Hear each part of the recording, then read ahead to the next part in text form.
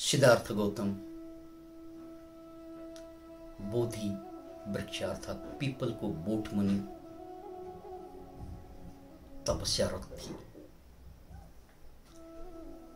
र त्यो तपस्या गरिरहँदा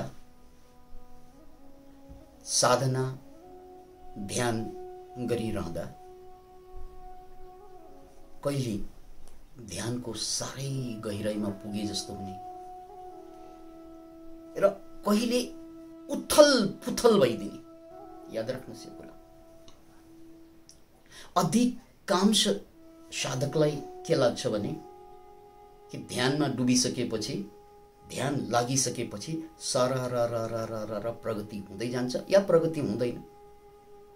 मान्छेले बुझ्ने त्यही कुरा हो कि ध्यान लाग्दै लाग्दै लाग्दै जान्छ कि ध्यान बिल्कुलै लाग्दैन। तर कुरो अलि फरक हुन्छ।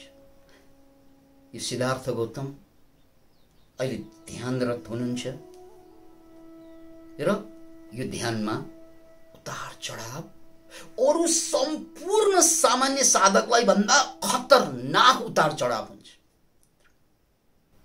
बडो गजबको कुरा कि मान्छे जति उचाइमा हुन्छ त्यति खस्दाखेरि चोट ठुलो लाग्छ। याद राख्नुहोस् यो कुरा।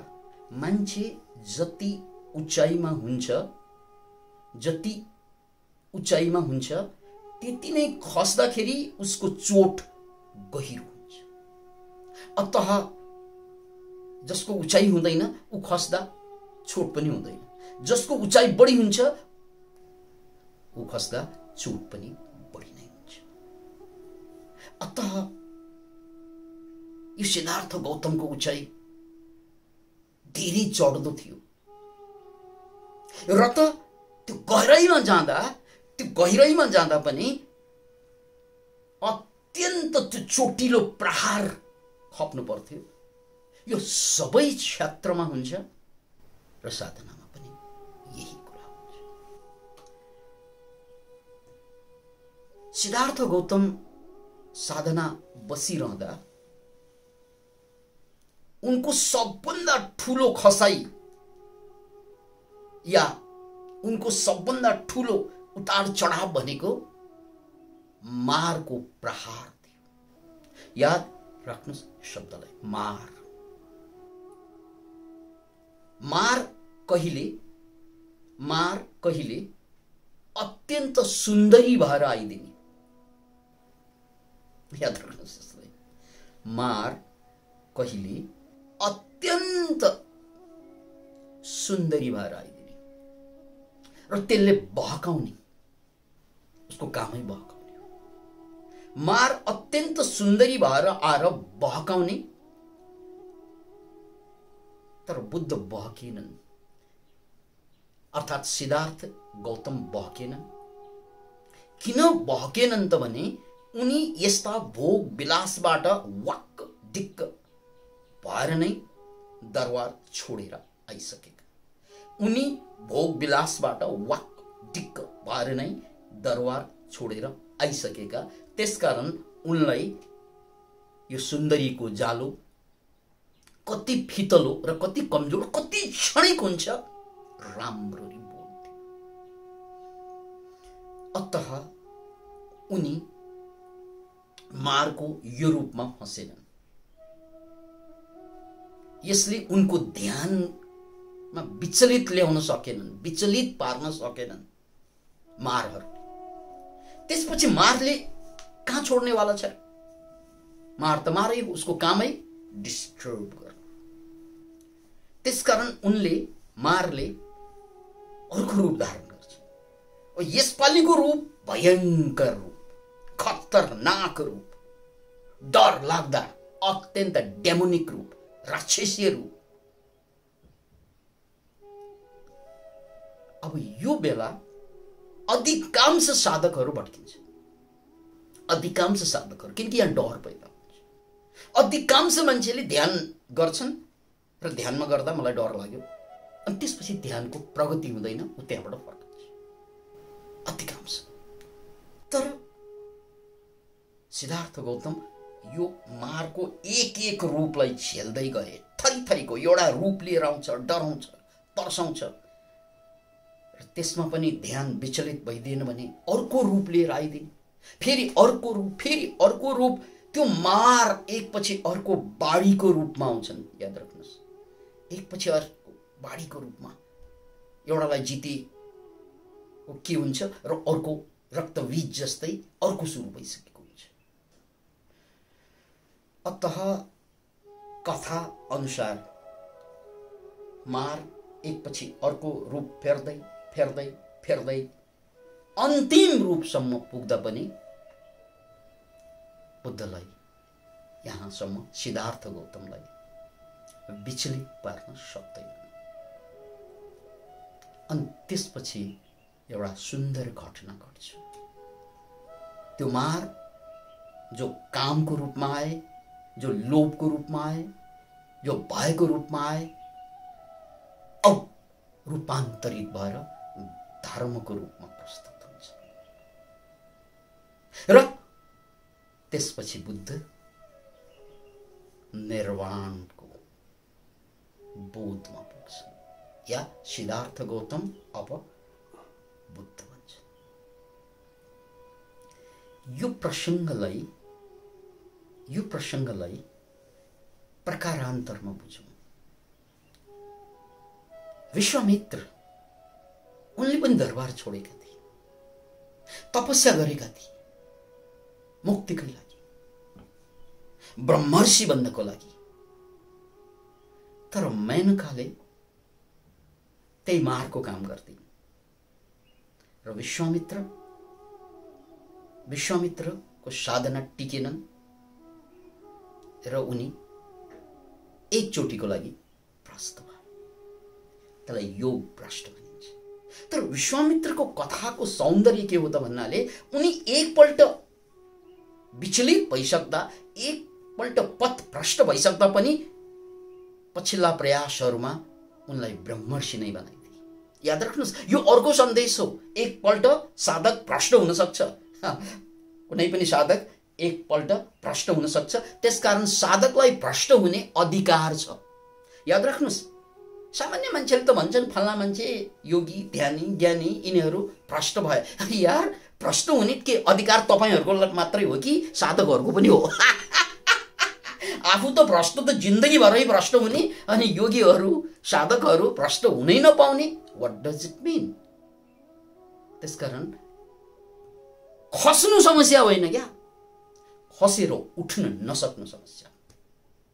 त्यसैले हामीले थुप्रै बाबाहरू, थुप्रै साधुहरू अहिले बलात्कारको केसमा फँसेको देख्छौँ। यो स्वाभाविक हो, यो मार हो। त्यो मारले पराजित गर्यो। अब यो पराजित जिन्दगीभर गर्यो भने सक्यो उनीहरू। तर विश्वामित्र जस्तै उठ्न सके, अति उत्तम। या सिद्धार्थ गौतम जस्तै यस्तै कि मारबाट परास्तै नहुनु, अति उत्तम। अतः यदि मारले एकचोटि परास्त गरे पनि या नगरे पनि केही फरक हुँदैन, यदि अन्ततः योगीले या ध्यानीले आफ्नो गन्तव्य भेट्यो। यो विश्वामित्रबाट सिक्ने सन्देश हो। र यहाँ राजा भरतको कथा छ। फेरि उनी दरबार छोड्छन्, उनी पनि नदीको किनारमा बस्छन् साधनारत, यानी मुक्तिको खोजको लागि दरबार छोडेका यिनी पनि। तर यिनले एउटा मृगको पाठो जो पानीमा डुब्दै थियो उसलाई बचाउन पुग्छन् र त्यसलाई स्याहार्न पुग्छन्। पछि त्यसैमा मोहित हुन्छन् र त्यसपछि उनी मुक्ति त परै जाओस्, अर्को जन्म मृगै भएर जन्मन्छन् कथा अनुसार। र यो कथाको सन्देश के हो भने मार कामको रूपमा मात्रै प्रकट हुँदैनन्, मार भएको रूपमा मात्रै प्रकट हुँदैनन्, मार दयाको रूपमा पनि प्रकट हुन्छ। किनकि भर्तृहरिले त दया गरेको, उद्धार गरेको हो। यो सबभन्दा सूक्ष्म मार। साधकहरूले साधना गर्दै जाँदा यस्तै दया उब्जिरहन्छ। परिवारको दया, घरको दया, छोराछोरीको दया, पत्नीको दया या पतिको दया या देशको दया या पीडित मान्छेहरूप्रतिको दया,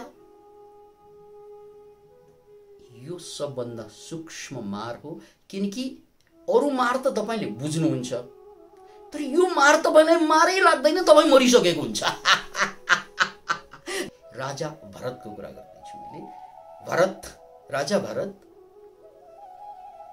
पतन त हुन्छन् नै, यानी योग भ्रष्ट त हुन्छन् नै उनको दया करुणाको कारणले गर्दा। तर अर्को जन्ममा उनी मृग भएर जन्मिन्छन् र त्यसपछि उनलाई बोध हुन्छ गल्ती कहाँ भयो, मृग हुनु पर्यो, मान्छे मृग हुनु पर्यो।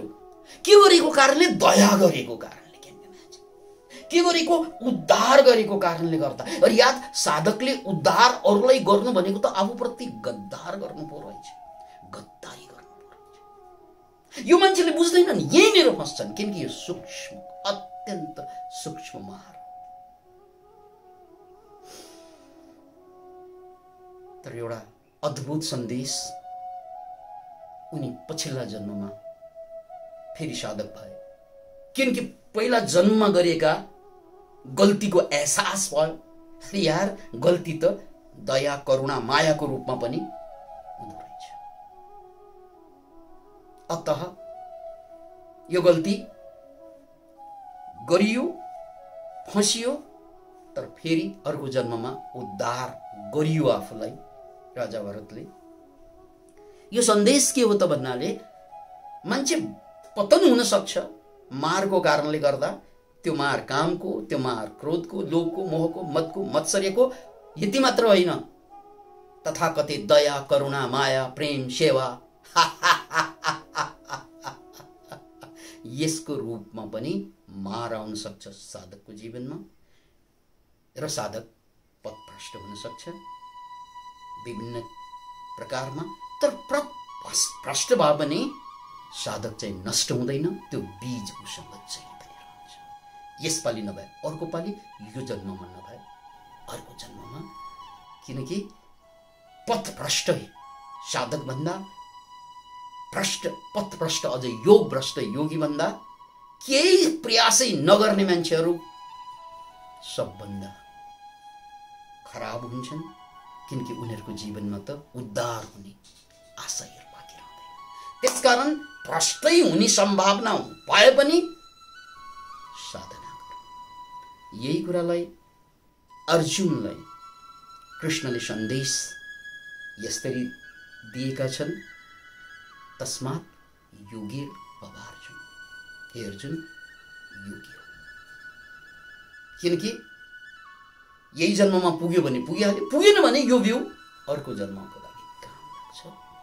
तर तिमी सामान्य मान्छे भयो भने जन्म जन्म यतिकै खेल्छ।